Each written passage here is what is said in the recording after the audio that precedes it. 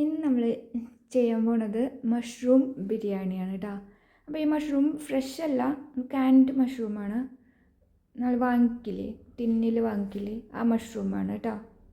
അപ്പോൾ ഫ്രഷ് ആയാലും ഇതേ റെസിപ്പി തന്നെ ഫോളോ ചെയ്താൽ മതി. നന്നായിട്ട് വന്നിട്ടുണ്ട് കേട്ടോ. അപ്പോൾ ഇതിനായിട്ട് നമ്മൾ 2 കപ്പ് 250 ml കപ്പിൽ 2 കപ്പ് റൈസാണ് എടുത്തത്. അത് റൈസ് ആദ്യമേ തന്നെ വേവിച്ച് വെച്ചു.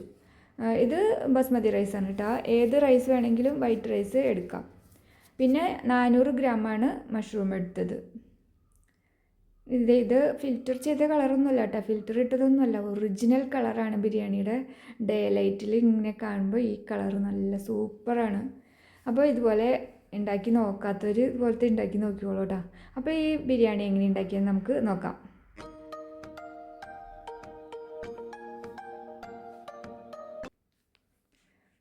ചുവട് കട്ടിയുള്ള ഒരു പാത്രം വയ്ക്കുക. അതിലേക്ക് 1/4 കപ്പ് സൺഫ്ലവർ ഓയിലും 3 ടീസ്പൂൺ നെയ്യുമാണ് ഒഴിച്ചത് കൊടുത്തത്.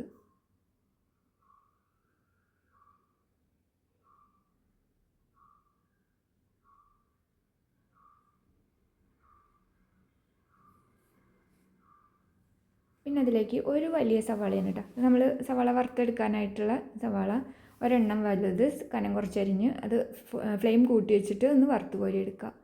എല്ലാവർക്കും അറിയണത് തന്നെയല്ല, ബിരിയാണിയൊക്കെ വയ്ക്കുക എല്ലാവർക്കും അറിയാം. ഇതിപ്പോൾ മഷ്റൂം ബിരിയാണി ഉണ്ടാക്കുമ്പോൾ ഒരു വീഡിയോ എടുത്തു, അതെങ്ങനെയാണെന്ന് കാണിച്ചു തരുന്നു. അത്രമാത്രം അറിയാത്തവർ കണ്ടു നോക്കുക, അറിയുന്നവർ തെറ്റുണ്ടെങ്കിൽ ക്ഷമിക്കുക. അപ്പോൾ സവാള നന്നായിട്ട് വറുത്തെടുക്കുക. ഫ്ലെയിം കൂട്ടി വെച്ചിട്ട് കേട്ടോ. ആദ്യം കൂട്ടി വയ്ക്കുക, പിന്നെ ഇടയ്ക്കാകുമ്പം ഒരു മീഡിയം ഫ്ലെയിമിൽ വയ്ക്കുക. അങ്ങനെ ഇങ്ങനത്തെ ബ്രൗൺ കളറാകുമ്പോൾ നമ്മളത് കോരി മാറ്റുക.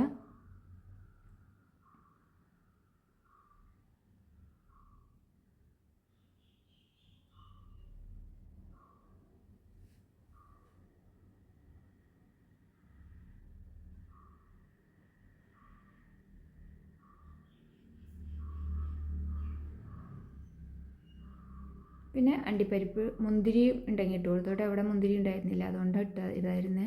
അപ്പോൾ അണ്ടിപ്പരിപ്പ് മുന്തിരിയും ഇത് ഈ എണ്ണയിൽ തന്നെ വറുത്ത് കോരി മാറ്റി വയ്ക്കുക. പിന്നെ കഴിഞ്ഞു. പിന്നെ നമുക്ക് അതിൻ്റെ ഗ്രേവി ഉണ്ടാക്കിയാൽ മതി, മഷ്റൂം ഗ്രേവി കറി ഉണ്ടാക്കുക. അപ്പോൾ അതിനായിട്ട് 3 വലിയ സവാള എടുത്തിട്ട് ഇതുപോലെ നീളത്തിൽ കട്ട് ചെയ്തെടുത്തിട്ടുണ്ടായിരുന്നു. അപ്പോൾ ഫ്ലെയിം കൂട്ടി വെച്ചിട്ട് ഇത് ബ്രൗൺ കളറാവണ വരെ ഒന്നും വഴറ്റണ്ട കേട്ടോ. ഇത് നന്നായിട്ടൊന്ന് മിക്സ് ചെയ്ത് മൂടി വെച്ചാൽ മതി. മീഡിയം ഫ്ലെയിമിലിട്ടിട്ട് അടച്ചു വെച്ച് 2 മിനിറ്റ് നമുക്ക് വേവിക്കാം.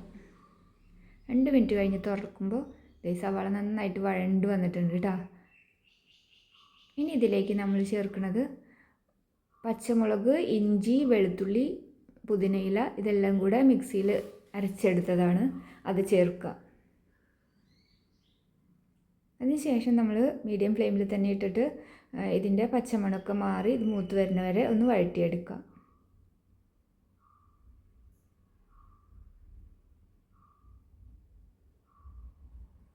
ഇതിലേക്ക് ആവശ്യത്തിന് 1/4 ടീസ്പൂണോളം ഉപ്പ് ചേർത്തിട്ടുണ്ട്. അതൊന്ന് ചേർത്ത് നന്നായിട്ടൊന്ന് പച്ചമണം മാറുന്ന വരെ വഴറ്റിയെടുക്കുക. പിന്നെ ഈ പൊടികൾ, ഇത് പ്രത്യേകിച്ച് പൊടിയൊന്നുമില്ല കേട്ടോ. ഇത് ബിരിയാണി മസാല കടയിൽ നിന്ന് വാങ്ങിച്ചതാണ്. അത് 3 ടീസ്പൂൺ ഇട്ടു. പിന്നെ 1 ടീസ്പൂൺ കാശ്മീരി ചില്ലി ഇട്ടു. ഇത്രയും ഇട്ടിട്ടുള്ളൂ ഇതിൽ പൊടികളായിട്ട്. അപ്പോൾ ഈ പൊടികൾ നന്നായിട്ട് മൂത്ത് വരട്ടെ. ഒരു ഫ്ലെയിം കുറച്ച് വെച്ചിട്ടാക്കിയാൽ മതി കേട്ടോ. നന്നായിട്ട് മൂത്ത് വരുമ്പോൾ നമ്മൾ 2 പഴുത്ത തക്കാളി ചെറുതായിട്ട് അരിഞ്ഞ് വെച്ചത് ചേർത്ത് കൊടുത്തു.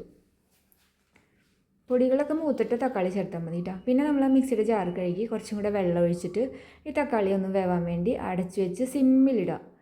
എന്നിട്ട് ഒരു 2 മിനിറ്റ് അങ്ങനെ വേവട്ടെ. അത് കഴിഞ്ഞ് തുറക്കുമ്പോൾ നമ്മുടെ തക്കാളിയൊക്കെ ഒരുവിധം ഒന്ന് വെന്തിട്ടുണ്ടാവും. കുറച്ച് എണ്ണയൊക്കെ തെളിഞ്ഞില്ലേ. ഇനി അതിലേക്ക് നമ്മൾ മല്ലിയിലയും പുതിനയിലയൊക്കെ ആവശ്യമുള്ളത്ര ഇട്ട് കൊടുക്കുക. തീ കൂട്ടി വെക്കേണ്ട കേട്ടോ, കുറച്ച് വെച്ചാൽ മതി. കാരണം ഇതിൽ വെള്ളമൊന്നുമില്ലല്ലോ, അല്ലെങ്കിൽ കരിഞ്ഞു പോകും. പിന്നെ ഈ ഗ്രേവിയിൽ നേരത്തെ ഇട്ട ഉപ്പ് പോരായിരുന്നു, അതുകൊണ്ട് കുറച്ചും കൂടെ ഉപ്പിട്ട് കൊടുത്തു. ചോറ് നമ്മൾ ഉപ്പിട്ടിട്ടാണ് വേവിച്ചത് കേട്ടോ. അപ്പോൾ അത് ഓർമ്മ വേണം. അതിൽ എത്ര ഉപ്പിട്ടിട്ടുണ്ടെന്ന് നമുക്ക് ഓർമ്മ വേണം. അല്ലെങ്കിൽ ഇപ്പോൾ ഉപ്പ് കൂടി കഴിഞ്ഞാൽ പിന്നെ മിക്സ് ചെയ്യുമ്പോൾ കൂടുതൽ അധികമായി പോവും. ഇനി മസാലയൊക്കെ നന്നായിട്ട് വന്നു. നമ്മൾ അരിഞ്ഞു വെച്ച മഷ്റൂമാണ് കേട്ടോ. ഇത് മനസ്സിലായില്ലേ, ടിന്നിൽ കിട്ടുന്ന മഷ്റൂമാണ്. അപ്പോൾ ഫ്രഷ് ആണെങ്കിൽ ഇതുപോലെ തന്നെ മഷ്റൂം വേഗം തന്നെ വേവണതാണ് കേട്ടോ. ഈ ടിൻ മഷ്റൂം ആകുമ്പോൾ അത് ഓൾറെഡി കുക്ക്ഡാണ്. പിന്നെ നമ്മളൊരു 7 മിനിറ്റോളം വേവിച്ചാൽ മതി, അപ്പോൾ തന്നെ അത് വെന്തിട്ടുണ്ടാവും. അപ്പോൾ ഇത് 2 മിനിറ്റ് നമ്മൾ അടച്ച് വെച്ച് സിമ്മിലിട്ട് വേവിച്ചു. അത് കഴിഞ്ഞ് നമ്മളതൊന്ന് മിക്സ് ചെയ്യുക. ഈ മസാലയൊക്കെ മഷ്റൂമിൽ പിടിക്കണ്ടേ, അതിന് വേണ്ടിയിട്ടാണ് കേട്ടോ. ഇനി വീണ്ടും ഒന്നും കൂടെ അടച്ച് വയ്ക്കുക. അപ്പോൾ ടോട്ടൽ ഒരു 10 മിനിറ്റിൻ്റെ ഉള്ളിൽ തന്നെ മഷ്റൂം വെന്തിട്ടുണ്ടാവും. പിന്നെ കുറച്ച് ചൂടുവെള്ളമാണ് കേട്ടോ ഒഴിക്കുന്നത്. ചൂടുവെള്ളം ഒഴിച്ച് നന്നായി മിക്സ് ചെയ്തിട്ട് വീണ്ടും നമ്മൾ അടച്ചു വെച്ചിട്ട് ഒരു 5 മിനിറ്റും കൂടെ സിമ്മിലിടുക. 5 മിനിറ്റ് കഴിഞ്ഞ് തുറക്കുമ്പോഴത്തേക്കും നന്നായിട്ട് എണ്ണയൊക്കെ തെളിഞ്ഞ് നമ്മുടെ മഷ്റൂമൊക്കെ നന്നായിട്ട് വെന്തിട്ടുണ്ട് കേട്ടോ. പേടിക്കൊന്നും വേണ്ട, ഇത്ര സമയം കൊണ്ട് തന്നെ വേവും.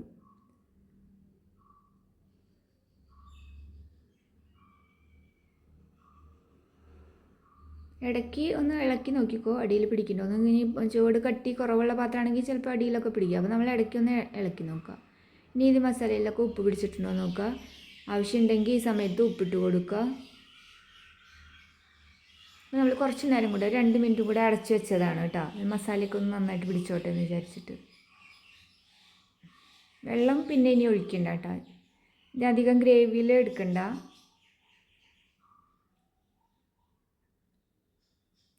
അത് കഴിഞ്ഞപ്പോൾ നമ്മൾ വേവിച്ച് വെച്ച ചോറ്, ഇത് നേരത്തെ തന്നെ പട്ട, ഗ്രാമ്പു, ഏലക്ക, വഴണയില, അപ്പോൾ തന്നെ കുറച്ച് എണ്ണ അതൊക്കെ ഒഴിച്ചിട്ട് ആണ് ഈ ചോറ് വേവിച്ച് വെച്ചത് കേട്ടോ.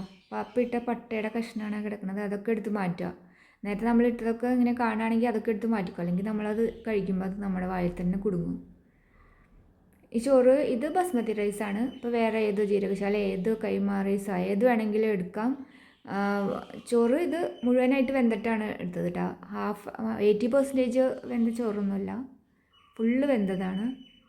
പിന്നെ അതിൻ്റെ മുകളിൽ നമ്മൾ മല്ലിയില, പുതിനയില, വറുത്ത അണ്ടിപ്പരിപ്പ്, സവാള ഇതൊക്കെ വിതറി കൊടുക്കുക. സാധാരണ നമ്മൾ ദമ്മിടണ പോലെ തന്നെ.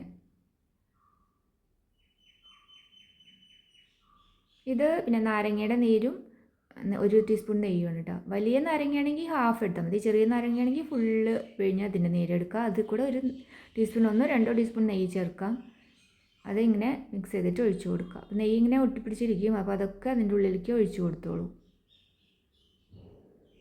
ഇനി ഒന്നുമില്ല, ഇനി അടച്ചു വെച്ചിട്ട് ഇതിൻ്റെ അടിയിൽ എന്തെങ്കിലും ഒരു കട്ടിയുള്ള ഒരു പാത്രം വെച്ചോട്ടെ. ഇവിടെ ഇപ്പോൾ പഴയ ഒരു ചപ്പാത്തിയുടെ തവ ഉണ്ടായിരുന്നു, അതാണ് വെച്ചിട്ട് അതിൻ്റെ മുകളിലാണ് ഈ പാത്രം വെച്ചത്. എന്നിട്ട് 10 മിനിറ്റ് നമ്മൾ സിമ്മിലിട്ട് അടച്ചു വെച്ച് ആവിയൊന്നും പോവാണ്ട് 10 മിനിറ്റ് വെച്ചു.